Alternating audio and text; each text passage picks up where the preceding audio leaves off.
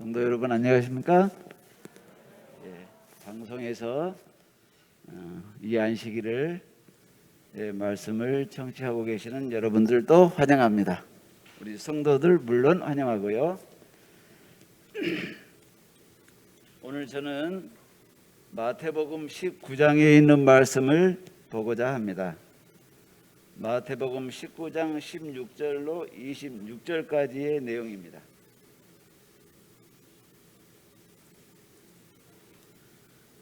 마태복음 19장 16절로 26절까지의 내용입니다.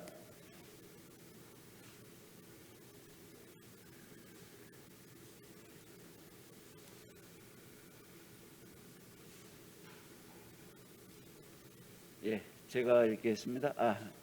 화면이 띄어졌습니다. 여러분께서 짝수를 읽으시고 저는 홀수를 하도록 하겠습니다. 여러분이 짝수, 제가 홀수.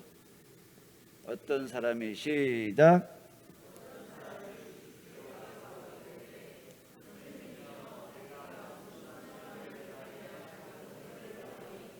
예수께서 가라사대 어찌하여 선한 이를 내게 묻느냐. 선한 이는 오직 한 분이시니라. 내가 생명에 들어가려면 계명들을 지키라.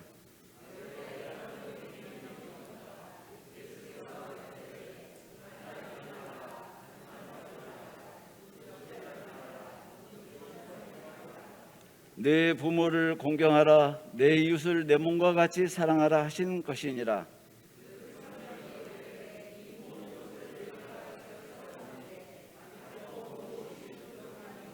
예수께서 가라사대 내가 온전하고자 할진대 가서 내 소유를 팔아 가난한 자들을 주라. 그리하면 하늘에서 보화가 내게 있으리라. 그리고 와서 나를 쫓으라 하시니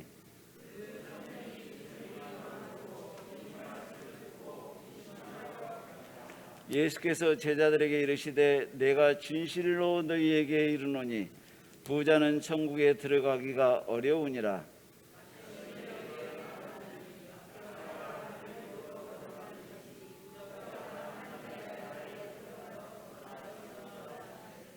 제자들이 듣고 심히 놀라 가로되 그런즉 누가 구원을 얻을 수 있으리이까?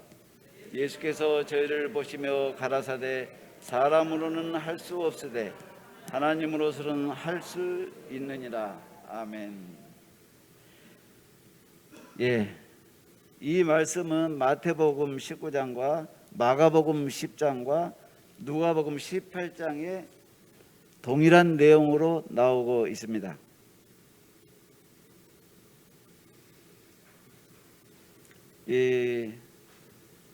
방금 읽은 마태복음과 마가복음에서는 어떤 사람이라고 되어 있는데 누가복음에서는 어떤 젊은 관원이라고 시작을 합니다. 여러분이 이 내용을 읽으셨던 것처럼 그는 젊은 나이 청년이었고 재물이 많았고 또 뭐가 있었을까요? 젊은 나이에 청년으로서 또한 정부의 관리였다라는 사실입니다. 어떻게 이런 젊은 나이에 이렇게 다 취할 수가 있었을까?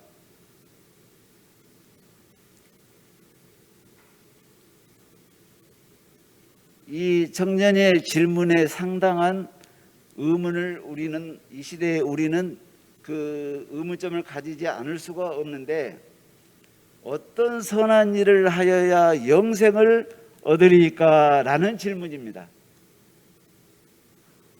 오늘 이 시대에 우리들은 노력에 의해서 우리의 자신의 노력에 의해서 의로워지는 것이 아니라 구원은 하나님께서 죄인을 위한 사랑하고 그 사랑으로 인해서 주시는 은혜의 선물이라고 우리는 알고 있습니다. 그러나 그 시대의 유대 나라에서는 납비들은 사람의 노력에 의해서 하나님을 은총을 얻는 것이라고 가르쳤고 또한 선한 행위를 함으로써 구원을 받을 것이라고 가르치고 믿어왔었다라는 사실입니다. 이 청년의 질문에서 그것이 그대로 나오는 겁니다. 어떤 선한 일을 하여야 영생을 얻으리까?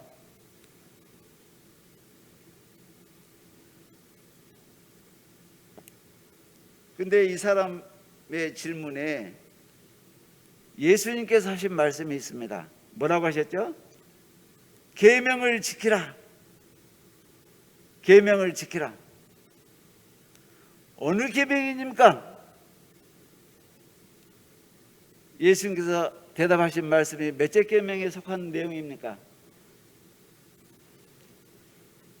이상하게도 첫 번째부터 네 번째 계명까지는 빠졌어요. 다섯째 계명부터서 열 번째 계명까지는 해당되는 말씀을 예수님께서 답변하시는 겁니다.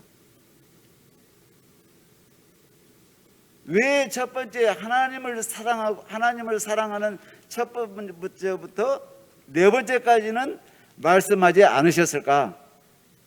왜 그렇다고 여러분 생각하십니까?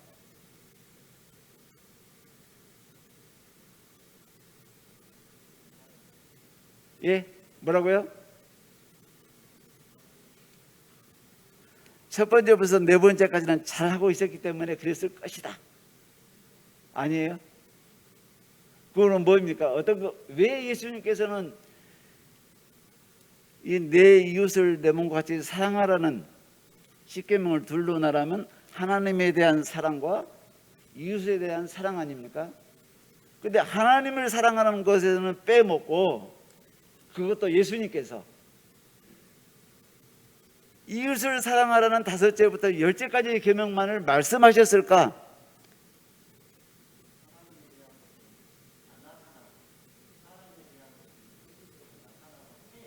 예, 예, 좋습니다. 예, 뭐라고요?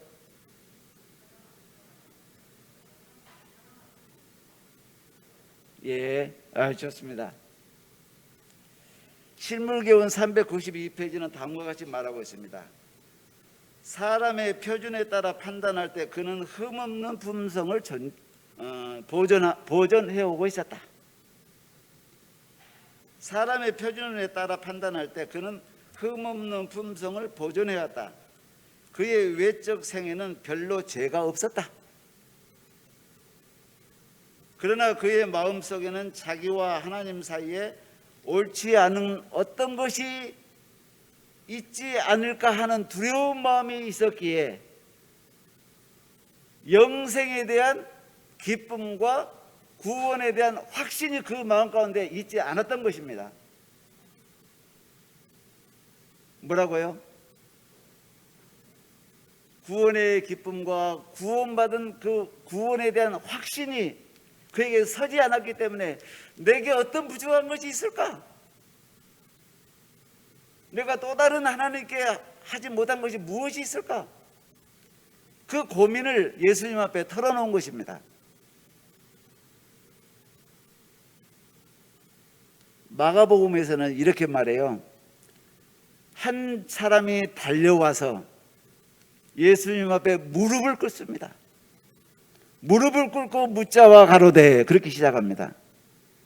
마태복음과 누가복음에서는 한 사람이 와서 하고 질문하는데, 마가복음에서는 무릎 꿇어 엎드려 예수님께 질문합니다. 이런 점으로 봐서는 그는 정말 실물교훈에서 말씀한 것처럼 그는 외적 신앙에 있어서는 어느 누구보다도 잘하고 있었다라고 짐작할 수 있는 것입니다.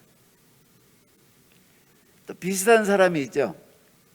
요한복음 3장에 나오는 누굽니까? 그렇습니다. 니고데모는 어떻게 예수님 앞에 왔습니까?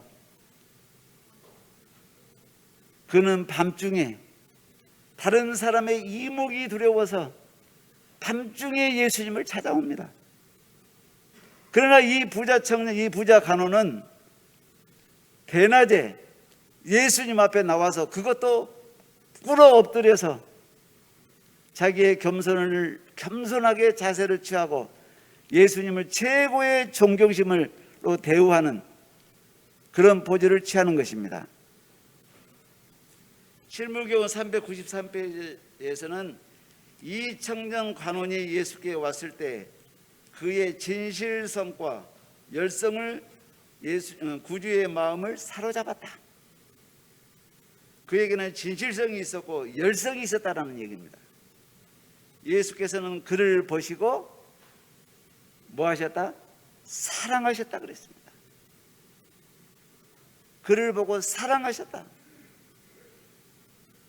예수께서는 이 청년을 의의 전도자서 큰 일을 할 수 있음을 보셨다.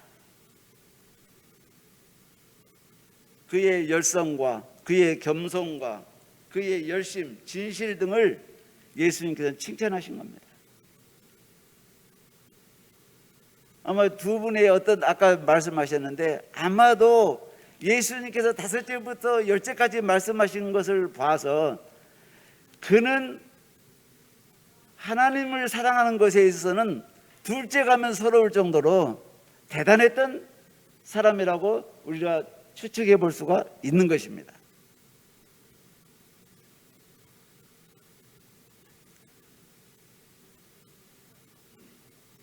그는 젊은 나이라면 몇 살쯤 되었을까? 어느 참고서에 보니까 24세 이상부터서 40세 이하까지를 말한다고 그랬습니다. 이 젊은 청년은 젊은 나이에 정부의 관원이 될 정도로 해박한 지식과 역량이 풍부했다. 그리고 재물도 많았다. 외적으로 모든 면에 흠이 없는 청년이었다.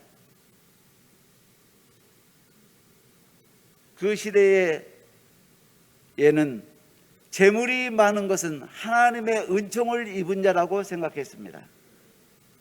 가난하고 소외된 계층의 사람들은 하나님으로부터 미움을 받은, 사회로부터 미움을 받을 수밖에 없는 그런 시대의 배경으로 봐서 이 젊은 청년 부자 관원은 정말 하나님 앞에 신실했던 사람으로 추측할 수 있는 것입니다. 그러나 모든 이로부터 칭찬받는 신앙인이었지만은 그의 내면에는 고민이 있었던 것입니다. 예수님께서 계명을 지키라 했을 때 어떤 계명입니까? 내 부모를 공경하라, 살인하지 말라, 도적질하지 말라, 간음하지 말라, 도적질하지 말라, 내 이웃의 소유를 탐내지 말라, 내 이웃의 아내를 뭐 하지 말라. 예. 그렇게 예수님께서 말씀하셨을 때에 이 부자 관원이 뭐라고 대답했습니까? 저는요, 어렸을 때부터 다 지켜왔습니다.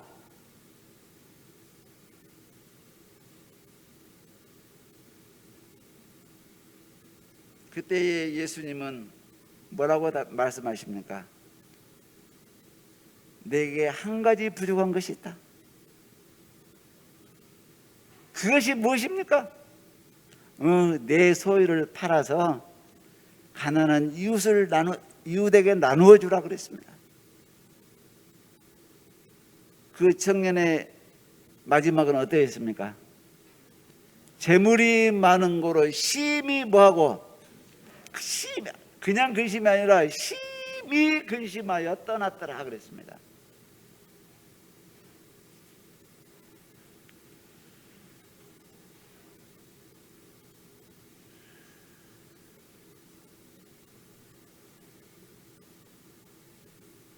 이 청년은 이 모든 것을 어려서부터 모두 다 지켜왔다라고 그는 예수님 앞에 담대하게 말했습니다.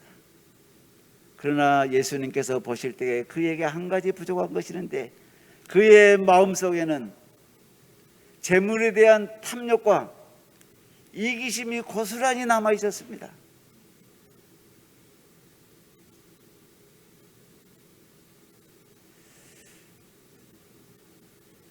저희 그 사람들은 왜 그런지 모르겠지만은 가난했을 때는, 어려웠을 때는 하나님을 꼭 붙잡고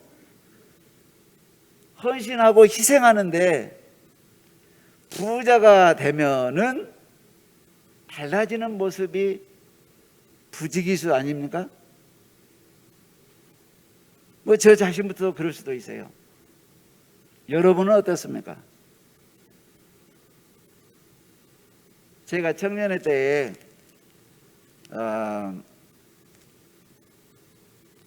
교회 성교회 회장님이 하평동 장로님이었습니다. 당시에 성교회 서기가 누구였냐면은, 윤현환 집사님 혹시 기억하실랑가 모르겠어요? 예? 윤충강? 그때는 나는 모르겠어요. 죄송합니다. 제가 말씀드리고자 하는 것은 강기원 집사라는 분이었습니다. 혹시 기억하신가요? 예. 그분은 두 자녀를 교육하는 집사님이었는데 강원도 사람이었어요.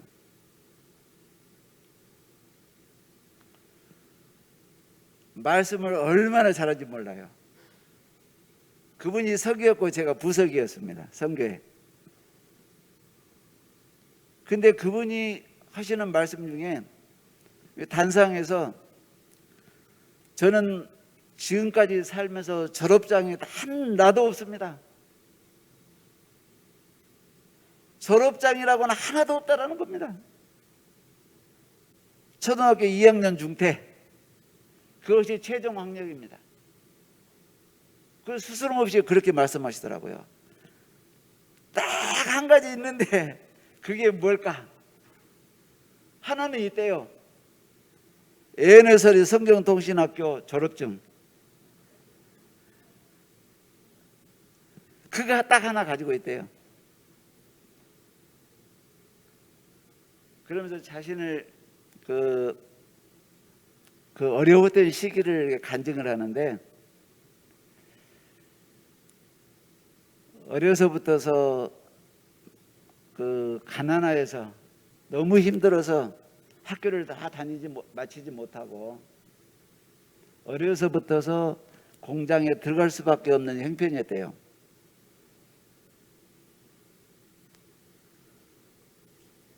그가 어느 강원도의 어느 과자 공장에 취직하게 되었는데,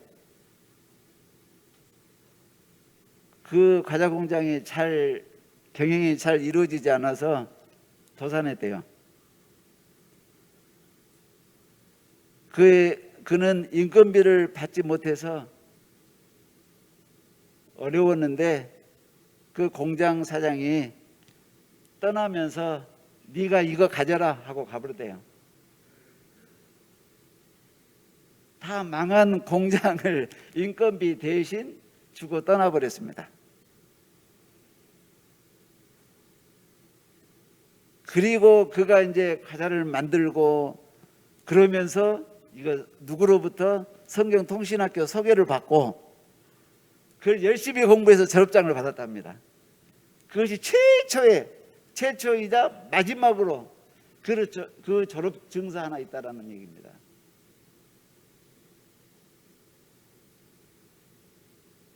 근데 그 어려웠던 공장이 일어나기 시작하는데, 아주 정말 엄청 부자가 됐대요. 엄청 부자가 됐는데, 제가 서두에도 말씀드린 것처럼 부자가 되니까 마음이 달라지더라는 겁니다. 결국 그분은 방탕한 생활을 하다가 결국 빚을 지고 전라도 광주로 도망을 왔습니다. 자신의 입으로 그 말을 해요. 다 아무것도 챙기지 못하고 식구들만 데리고 광주 땅으로 온 겁니다. 그때가 아마 1979년도, 8년도나 9년도 되지 않을까 싶어요. 그래서 삼육초등학교 주변에서 살면서 중앙교회에 출석하게 되는데, 이곳에 와서 그 아동문학 서적을 영업하는 그 영업을 했습니다. 그러면서 그때 프로벨이라던가요? 아동문학 서적이 그것을 이렇게 영업을 잘 해가지고 또 부자가 되었습니다.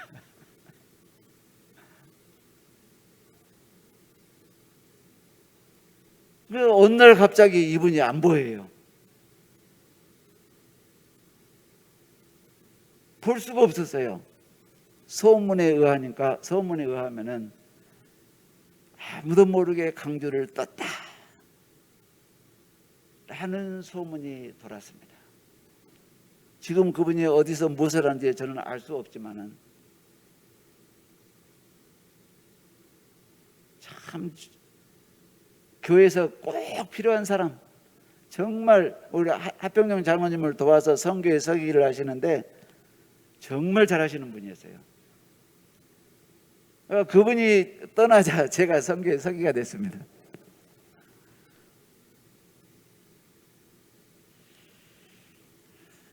재물이라는 것은 재물 자체는 선한 것도 아니고 악한 것도 아닙니다. 다시 말해서 선할 수도 있고 악할 수도 있다는 겁니다. 무엇에 따라서요? 어떻게 사용하느냐에 따라서, 어떤 식으로 사용하느냐에 따라서 그 재물은 우리에게 복이 되기도 하지만 화가 될 수도 있다는 얘기입니다.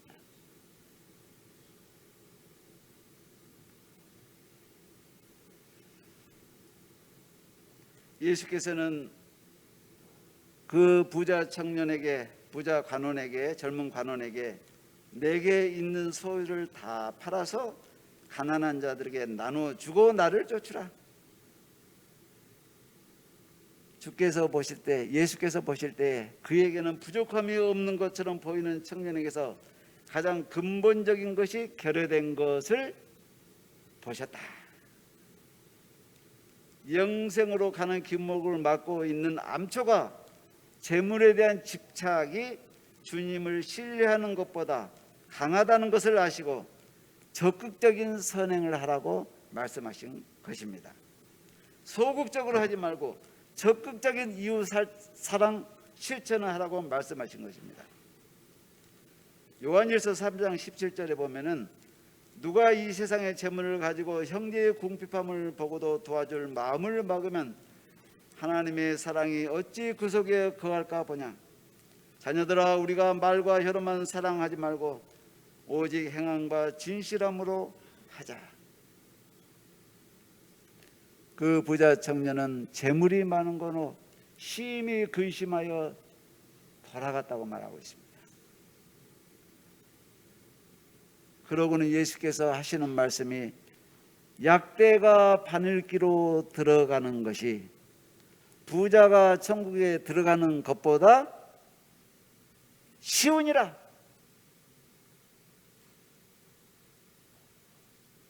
바꾸어 말하면 부자가 천국에 들어가는 것보다 낙타가 바늘기로 들어가는 것이 더 쉽다라는 얘기입니다. 여러분 실에 바늘 끼워봤습니까? 장소희 장로님? 많이 끼워봤어요. 저도 우리 어머니 곁에서 어머니가 아무리 끼려도 못 끼는 거잖아. 야, 네가 껴라. 그러면 침을 딱 말아가지고 딱 끼면 들어가요. 그래갖고 쫙 잡아당겨. 여기 있어요. 옛날에 바늘들은 전부 다 귀가 커가지고 잘 들어갔어요. 요즘에 저희 집사람이 바늘을 주면서 실 좀 끼워주래요. 요즘 바늘은 왜 그렇게 귀가 작은지 안 들어가요. 처음처럼 안 들어가요. 그런데 말입니다. 약대가 어떻게 그 바늘귀로 들어간단 말입니까?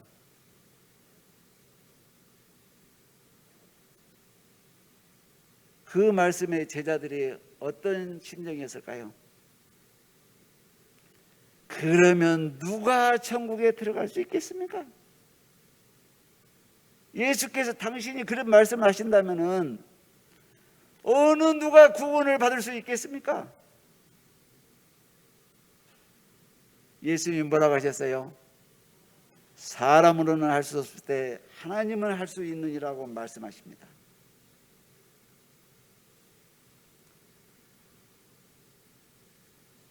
예루살렘 성벽에는 성문이 있는데 그 성문 옆에는 작은 바늘문이라는 것이 있답니다. 밤중에는 성문이 닫혀지면은 그 작은 바늘문을 이용할 수밖에 없는데 한 사람이 들락날락하기 힘든 아주 작은 바늘문이 있답니다. 그런데 약대가 짐을 가득 등에 메고 왔는데 그 짐을 맨 채로 그 한 사람이 들어가기도 간신히 들락날락하는 그 문을 약대가 어떻게 들어갑니까? 근데 들어가야죠. 짐을 다 풉니다. 등에 맨 짐을 다 풉니다. 그래도 안 돼요. 엎드리고 쭈그리고 고개 숙이고 땅에 납작 엎드리고 그래야 간신히 통과하는 바늘문을 그 시대에 그 문이 있었다라는 얘기입니다. 여기서 말하는 부자는 어떤 부자입니까? 부자가 천국에 들어가기가 어렵다면은 아브라함은 어떻고 이삭은 어떻습니까? 당대에 거부였는데 또 누가 있어요? 욥이 있고 솔로몬이 있고 다윗이 있는데 그런 부자들은 다 어떻게 할 겁니까?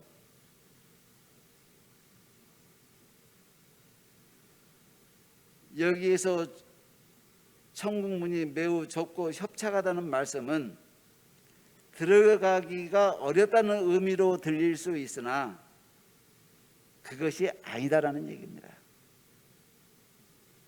예수께서 말씀하신 부자는 외형적으로 소유가 많은 사람 전체를 말한 것이 아니라 재물이 풍부하면서도 풍족하면서도 하나님께 드리는 것에는 매우 야박스러운 그런 사람, 명예와 쾌락을 누릴 때는 아깝게 여기지 않는 사람을 말하는 것이다 라는 겁니다. 제가 12살 때에 교회를 처음 나가기 시작했는데 서울에 있는 서울 남북교회, 그때 당시에는 봉천동교회라고 했습니다. 천막을 쳐놓고 천막 안에서 예배를 드리는 그런 교회였어요.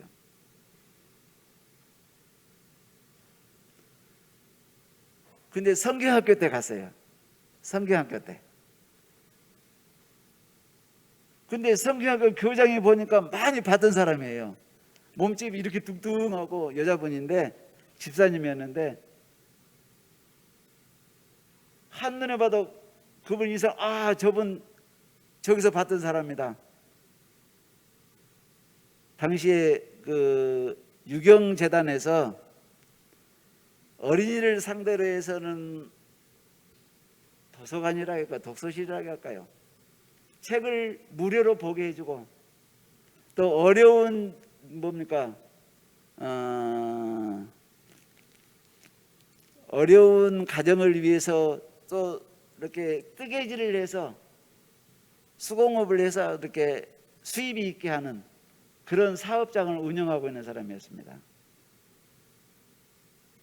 그때 기억으로 양지사업장, 유경재단 양지사업장이라고 제가 기억이 납니다.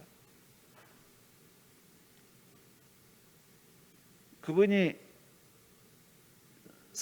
현재 서울 36 고등학교 교장 이승문 교장 선생님의 어머니신데 그 어머니가 내가 교회 갔는데 성경학교에 갔는데 그분이 성경학교 교장이었어요. 그러면 저를 본 순간 너 우리 사업장에 자주 오던 아니다고 저에게 말하는 것입니다. 그냥 알아보시더라고요. 거기에 가서 만화책을 참 많이 봤는데 제일 기억에 남는 것이 아담과 하와가 범죄하는 장면, 선악과를 따먹는, 전혀 거기에 대해서 아무런 지식이 없는 저에게 그 만화가 저에게 준 감동은 대단했습니다. 그 후에 재미가 있어서 노아 방주 이야기, 그 만화책을 보고 제가 신앙을 하기로 결심을 했고 또 성경학교에 갔던 것입니다. 제가 말씀드리고자 하는 것은 그 성경학교가 마쳐지면 무엇을 하죠? 발표회를 합니다. 발표회 하는데 연극을 하는데 천국문이라는 제목이 천국문이라는 연극인데 그 강단에 종이로 그 예루살렘 성전인 것처럼 그 문을 딱 종이로 만들어 놓고 제가 안내원 역할을 맡았습니다. 한 부자가 자루에 가득 돈을 넣어가지고 낑낑거리면서 들어옵니다. 등장을 합니다. 그러면서 안내원인 저에게 묻습니다. 천국이 어디요? 천국이 어디요? 저기 보이는 게 천국입니다. 그런데 등에 진 것은 뭐요? 돈이요, 돈. 이 돈 가지고 나 천국에 들어가랍니다. 안내원이 제가 안 될걸요? 그 대목을 연기를 잘못해가지고 선생님으로부터 손바닥을 그때 당시에 그 대나무자로 몇 대를 맞았습니다. 그 대목을 잘못해가지고서 얼마나 아팠는지 아직 지금도 생생합니다. 그 맞아가면서 연극을 했어요. 부자가 자루에 돈을 가득 담아가지고 천국에 가겠다고 들어오는 겁니다. 안내원인 제가 안 될걸요? 돌아가시는 것이 맞겠습니다. 그걸 잘못하고 매를 맞았습니다. 제가. 근데 천국에 들어간 한 사람이 들어왔는데 그 사람은 얼마나 세상살이에서 힘들고 어렵고 고난을 받았던지 상처투성이의 사람이 누더기 옷을 입고 걸어서도 못 오고 기어서 들어오는 사람이 있었습니다. 그 사람이 묻기를 천국이 어디입니까? 신음하는 소리로. 그때 제가 그 사람을 부축해서 그 천국문으로 같이 들어가는 장면이 생생합니다.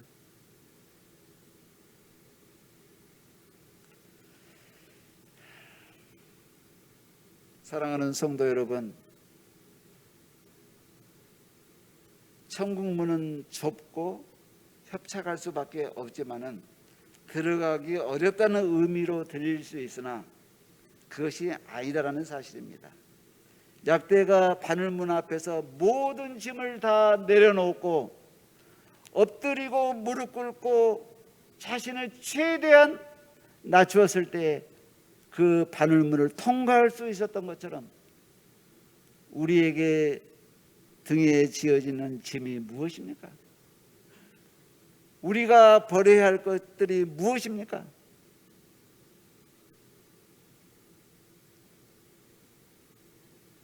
재물을 사용하는 데 있어서 올바르게 사용하지 않으면, 또한 정직하게 하나님 것을 구별하지 않는다면 그것은 우리에게 복이 아니라 화가 될 것입니다. 자본주의 사회에서 내가 돈을 벌어서 내가 쓴다는데 무슨 말이 그렇게 많아? 그 말에는 저 역시 대답할 말이 없습니다. 그러나 신앙을 하는 사람이라면은, 하나님을 백성이라고 생각하는 사람이라면은, 그리스도인이라고 자처하는 사람이라면은, 천국에 들어가기를 희망하는 사람이라면은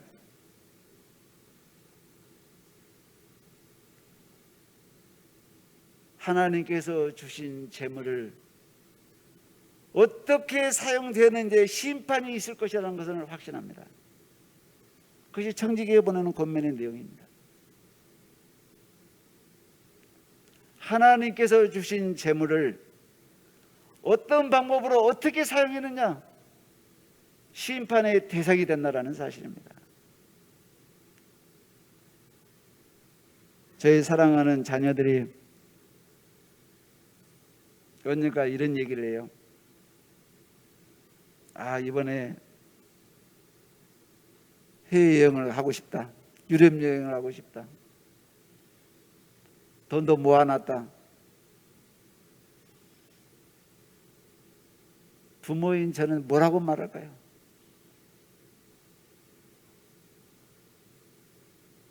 내가 벌써 네가 쓴다는 것은 아빠는 어떻게 말하지는 못하지만 적어도 장로님의 아들 딸이라면은 하나님께 주신 재물을 그렇게 허비해서 되겠느냐?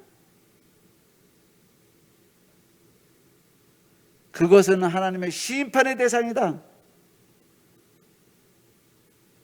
지금도 우리 주변에는, 우리 주위에는 하나님께서 어려운 사람들을 두어서 우리로 하여금 그들을 도와야 한다고 청지기의 공문에서는 말하고 있습니다. 그런데 어떤 누구는 학교에 수업료를 내야 되는데 지금 안절부절하는 누구가 있다.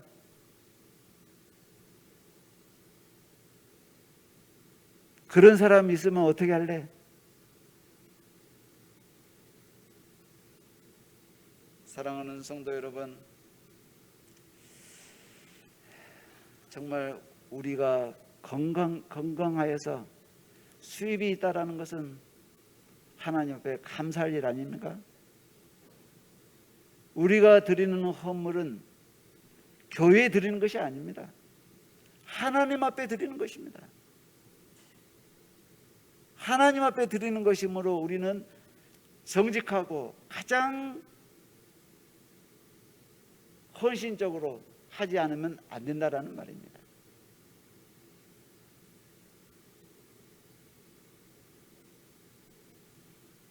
예수님께서 이 구원에 확신이 없고 기쁨이 없는 이 부자 청년에게 두 가지의 답변을 하십니다. 내 이웃에 있는 갓난한 사람들, 어려운 사람들을 도우라. 그것이 첫 번째고, 두 번째는 뭡니까?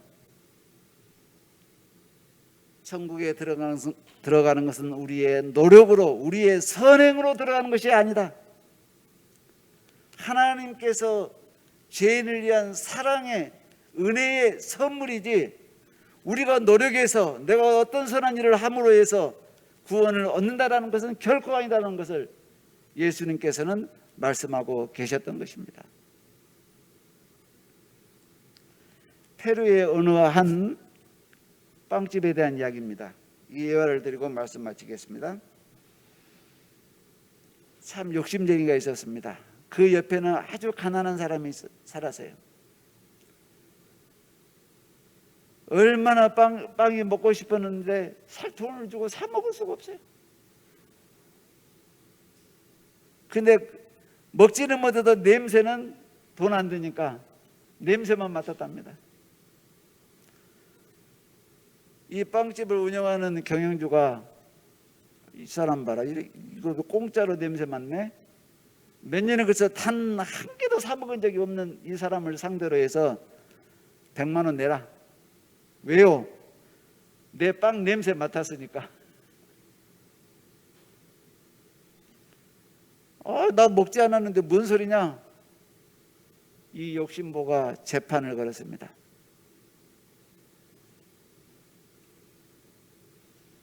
재판장으로부터 피고에게 연락이 왔습니다. 몇 월 며칠 몇 시에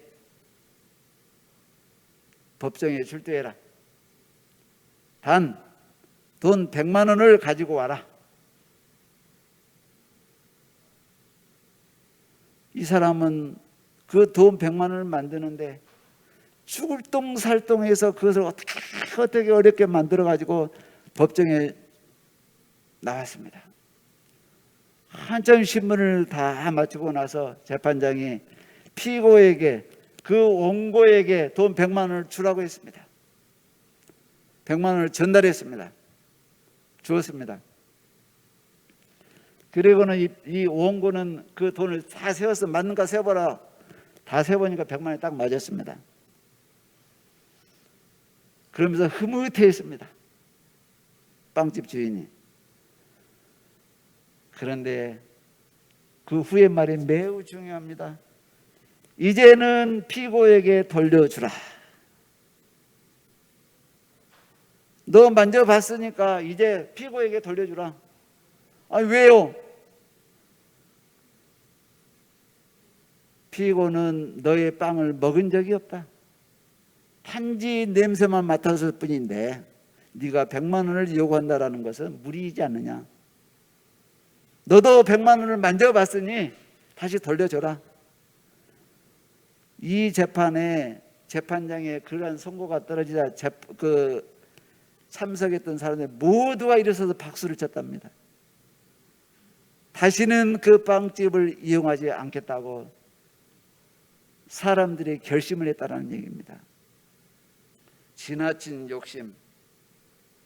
욕심이 지나치면 정당한 노력의 대가 그 이상을 바라게 되고, 이것이 도를 넘으면 허역에 사로잡히게 마련인 것입니다.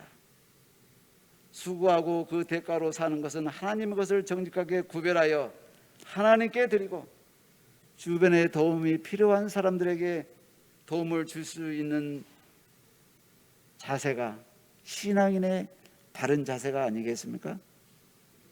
바른 그리스도인이 아니겠습니까? 우리는, 저와 여러분은 그렇지 않게 살았다면 이제는 꼭 그렇게 살아서 하늘 천국문에 이르는 우리 모든 성도들 되시기를 바라면서 저의 말씀을 마치고자 합니다. 기도하겠습니다.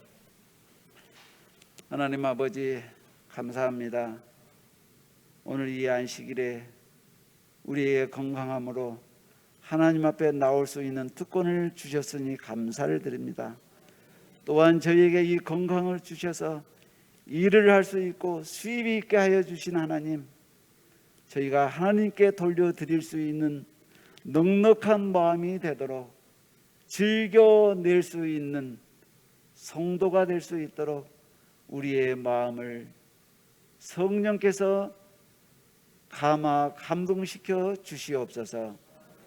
그렇게 하여서 하나님의 사업에 크게 쓰임받는 저희의 재물과 저희의 육신이 될 수 있도록 축복하여 주옵시기를 예수님의 이름으로 기도드립니다. 아멘.